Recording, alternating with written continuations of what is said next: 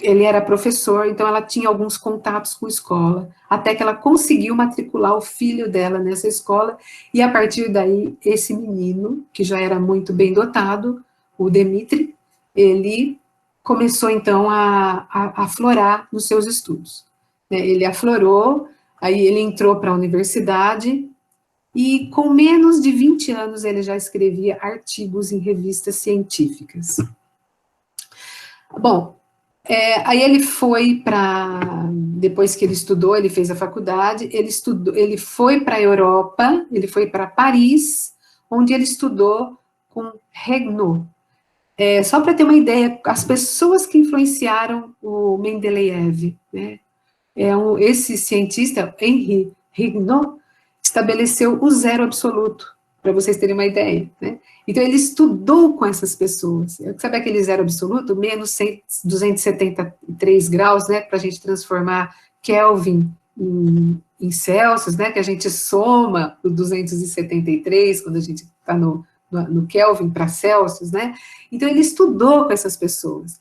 Ele estudou também com Bunsen, que é do bico de Bunsen, né? Aquele bico de Bunsen onde a gente acende o foguinho no laboratório. Não sei se todo mundo aqui já teve a oportunidade de ir para um laboratório de química e ver o bico de Bunsen, né? Então, vocês na universidade, se Deus quiser, vocês voltam, vocês vão ter aula, todos vocês vão ter aula de laboratório e vocês vão lidar com esse bico de Bunsen.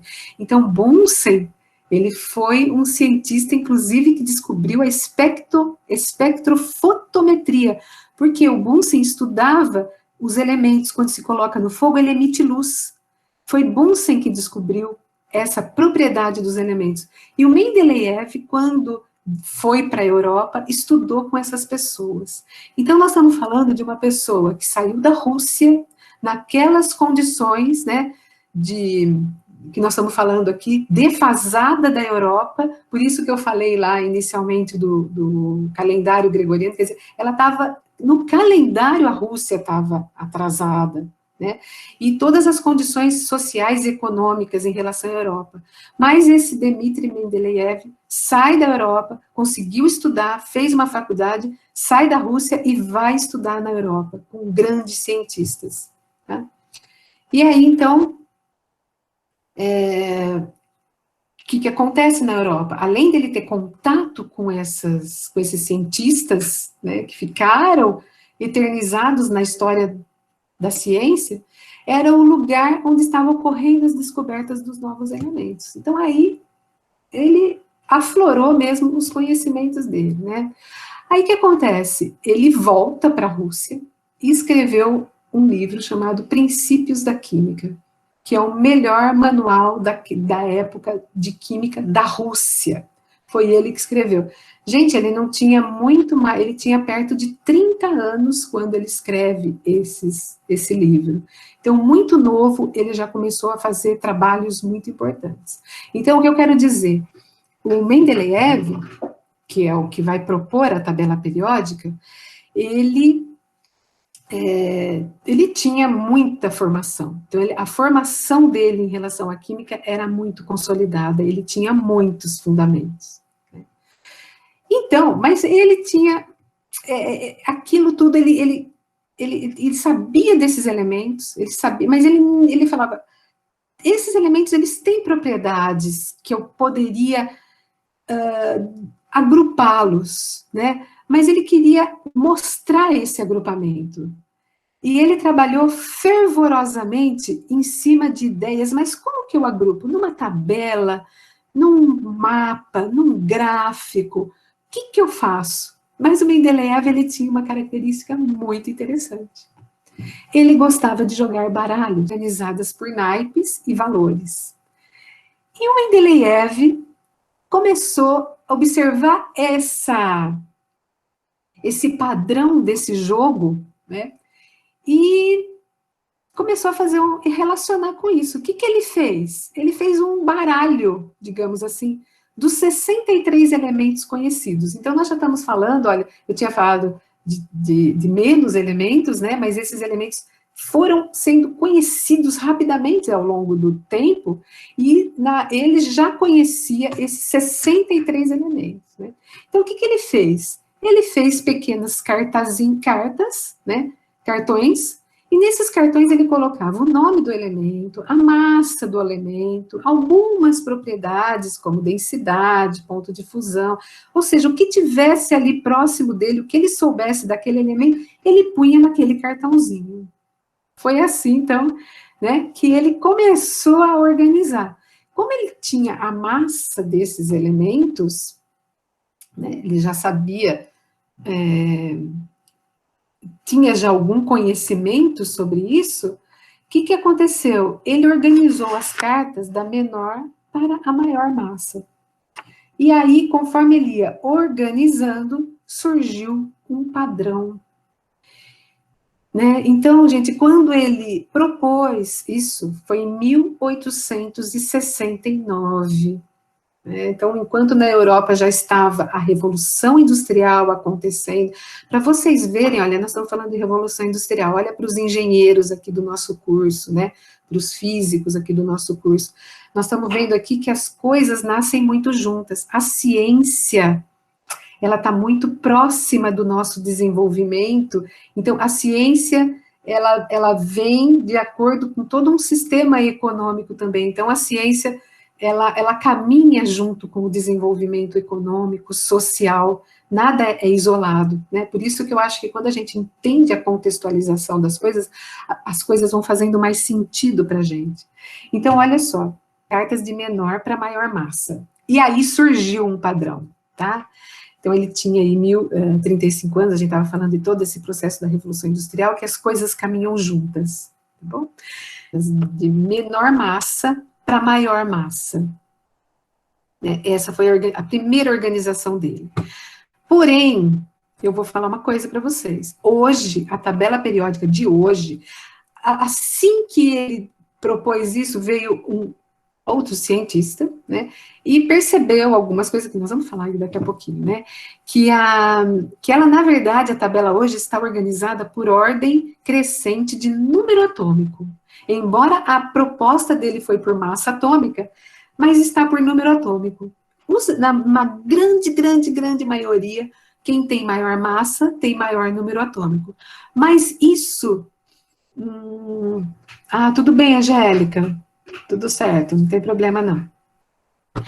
Então, mas isso teve alguma coisinha aí no meio que depois descobriram que não podia estar os elementos em ordem de massa. Então, teve umas pequenas trocas, tá? Mas foram poucas coisas que se mudou da tabela, enquanto o Mendeleev, desde que o Mendeleev propôs. Então, na realidade, essas massas, né, o que acontece? Eles viram que as massas não são as massas que definem um número, mas sim o seu número atômico. Vocês lembram da aula passada que a gente foi falando? O número atômico é o RG do átomo. O número atômico é o que caracteriza, identifica um átomo, né, não a sua massa, tá? Ponham isso sempre na cabeça, tá?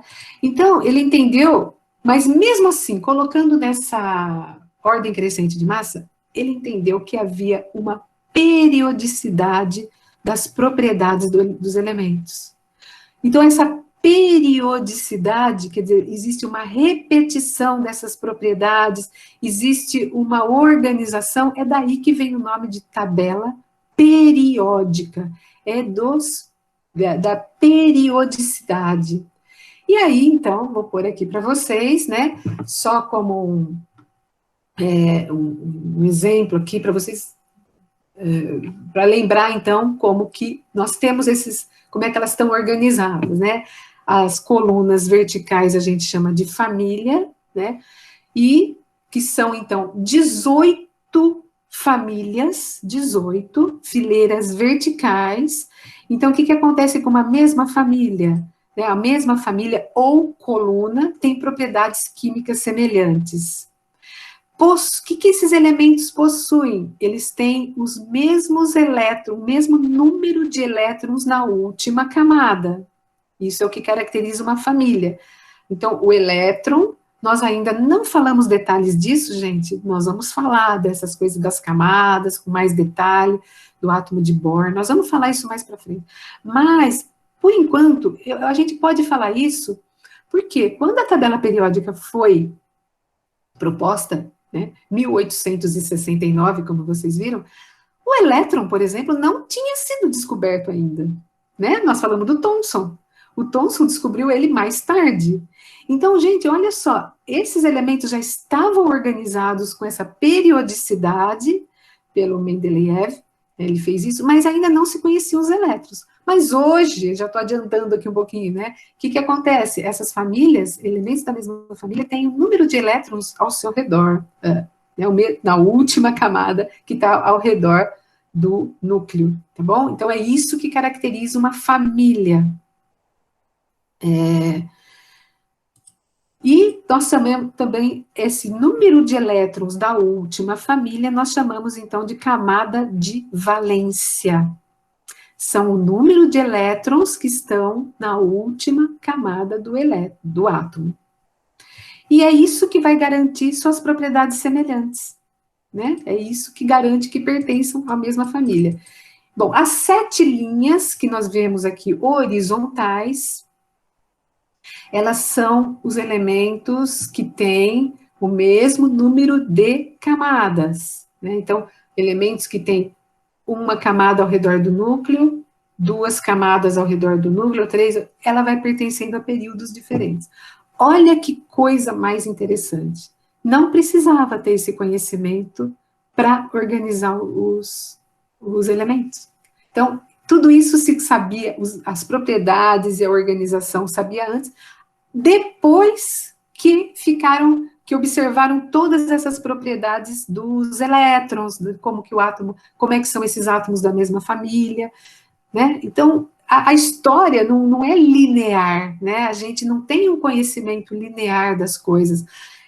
Então, por exemplo, aquilo que vocês às vezes viram lá no ensino médio, começa a fazer sentido para vocês na universidade, você fala, nossa, eu falei a vida inteira a tabela periódica, mas eu nunca me perguntei por que a palavra periódico, que vem de periodicidade, né? E por que ela surgiu? Né? Ela surgiu por causa de uma necessidade industrial da época, esses conhecimentos eram cada vez mais necessários para o desenvolvimento dessas sociedades. Então, as coisas aconteceram todas simultaneamente e nunca de uma forma linear. É que hoje a gente aprende as coisas linearmente, parece que sempre foi assim, não era, né? Bom, então, essa daqui é a nossa carinha da tabela, né? E aqui, então, vamos lá. Nós, a partir do momento que tem uma periodicidade, foi conhecendo os elementos, então, são chamados, tem, digamos, três tipos de grupos, né? Então, três grupos diferentes, digamos assim. Os elementos representativos, os elementos de transição externa e os elementos de transição interna. Bom, o que significa elementos representativos? Esses elementos representativos são da famílias A. 1A, 2A, né? Olha aqui, ó. 1A, 2A, aí 3, 4, 5, 6, 7A. Esses elementos aqui. Elementos representativos, digamos, porque eles representam os elementos que estão aqui no topo da sua família. Então, essa família aqui representam até como que o lítio se comporta. E aí vai, berílio, representativos do boro, do carbono, do nitrogênio, do oxigênio e do flúor. Né? Então, aqui a gente tem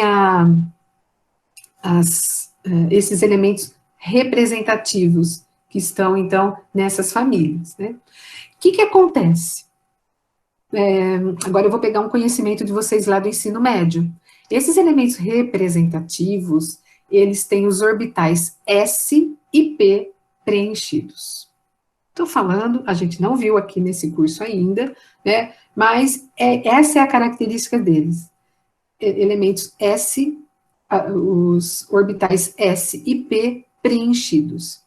Enquanto os elementos de transição externa, eles têm os orbitais D preenchidos, e os elementos de transição interna, que eles têm os orbitais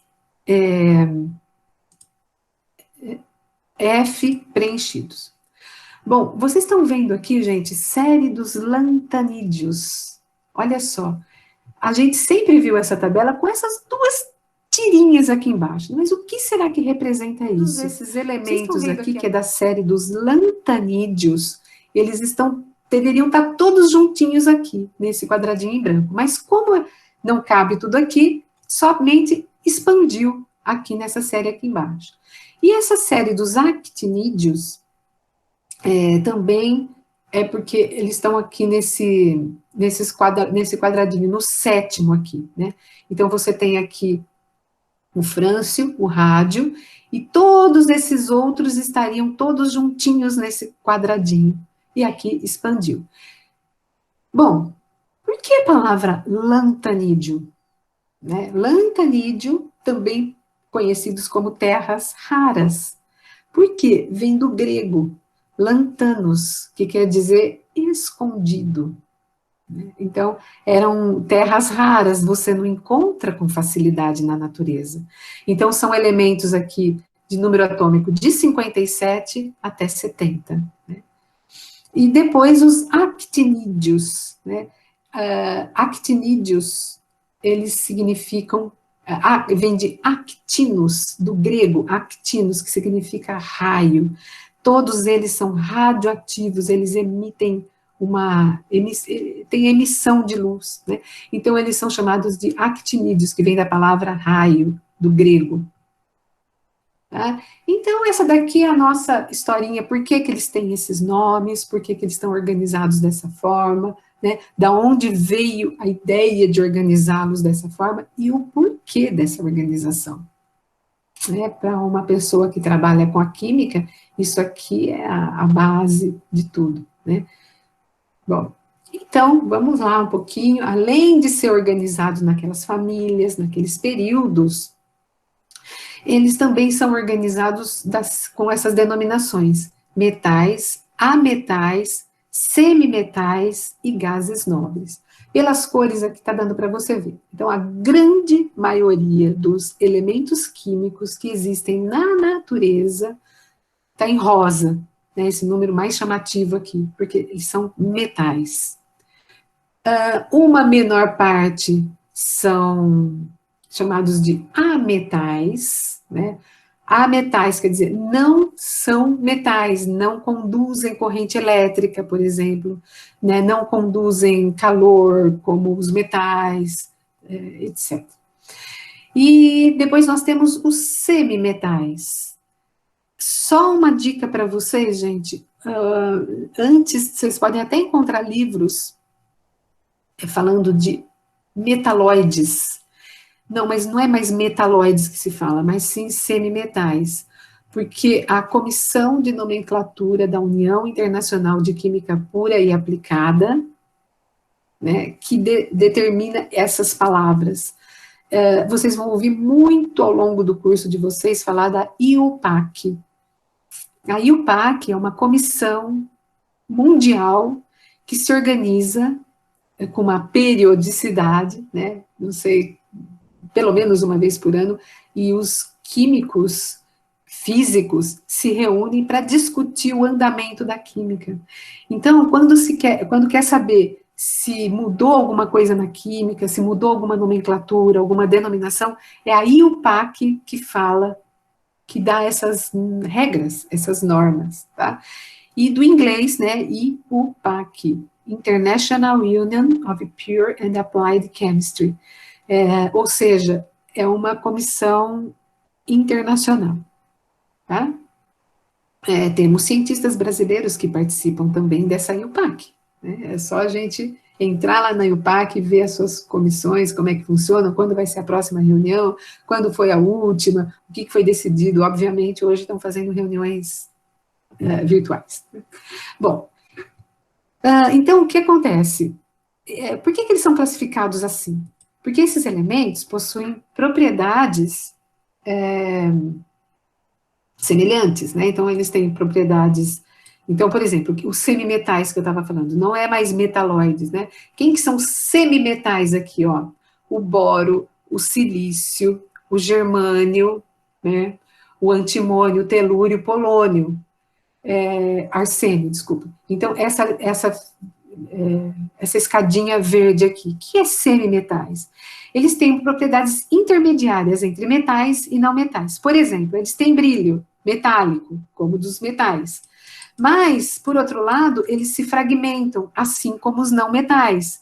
Eles, né, então, eles têm essas propriedades intermediárias, por isso que são chamados de semimetais. Muitos deles são quebradiços, né? Essa coisa de ser fragmentado, porque eles são quebradiços. Bom, já os metais, a gente já tem isso desde, né, daquelas aulas de ciências, quando a gente era criança. Conduz eletricidade, são dúcteis, ou seja, é fácil de fazer fios com esses metais. Com exceção do mercúrio, todos são sólidos. O mercúrio é um metal líquido, tá? Bom, o que mais que a gente tinha que falar? Por exemplo, fiz aqui uma notinha para mim, falar do antimônio. O antimônio, por exemplo, ele tem propriedades muito parecidas com o fósforo. Então, olha só, eles estão aqui na mesma família, né? Lembrando que fósforo, a gente conhece o palito de fósforo, né? Realmente foi descoberto, o palito de fósforo foi patenteado em 1836, né? Então, olha só, 1830 já se conhecia a propriedade do fósforo, mas não é assim que se conheceu o fósforo. Foi quando, esqueci agora o nome do cientista, no século, eu acho que século XVI, ele destilou a urina e descobriu o fósforo, tá? Então, o fósforo era conhecido muito antes, mas por essa propriedade né, de fazer facilmente você fazer fogo, né? Colocando fósforo no palito de fósforo e a parte abrasiva na caixinha, como a gente conhece hoje, né? Isso já foi, então, foi patenteado lá no século XIX. Bom, um marco interessante que deixou Mendeleev ainda mais, né, a sua descoberta da periodicidade ainda mais genial, foi o seguinte, gente, que o Mendeleev, quando ele fez a tabela dele, ele deixou alguns espaços em branco. Olha só, ele sabia que que tinha elementos a serem conhecidos ainda. Então, pela ordem crescente de massa, olha aqui, tá o cobre, vocês estão vendo aqui, marquei o cobre, né? O cobre e o zinco, eles estavam na sequência, por causa da massa deles, né? Mas o arsênio, o que acontecia? Olha, eu vou pôr aqui, o arsênio. Vocês estão vendo aqui que o arsênio está longe do cobre? Naquela época dele, conhecia o cobre, o zinco e o arsênio. E pela ordem crescente de massa, o arsênio deveria vir logo na sequência deles. Mas o Mendeleev deixou 2 espaços em branco. Olha só, ele deixou, porque ele falava o seguinte, ele raciocinou da seguinte forma: o arsênio, ele tinha uma propriedade, né, que não ficaria bem se ele ficasse embaixo do alumínio. O arsênio não tinha propriedade do alumínio. Então, como é que ele poderia ficar numa mesma fileira do alumínio? Por isso, ele afastou o arsênio dessa fileira aqui que vocês estão vendo. Ó. Então, está o alumínio. Se ele pusesse ele aqui na sequência, o arsênio ficaria aqui, embaixo do alumínio, e que não era o caso. Então, ele afastou. Para vocês terem uma ideia, o galho, que está aqui, né, foi descoberto em 1875 e o germânio, 1886. Tá? Então, olha, 1875 e depois 1886. Ou seja, esses elementos foram já sendo descobertos na sequência dessa periodicidade que o Mendeleev deixou. Gente, essa é uma das genialidades. Ele deixou espaços em branco quando ele não conhecia o elemento. Olha a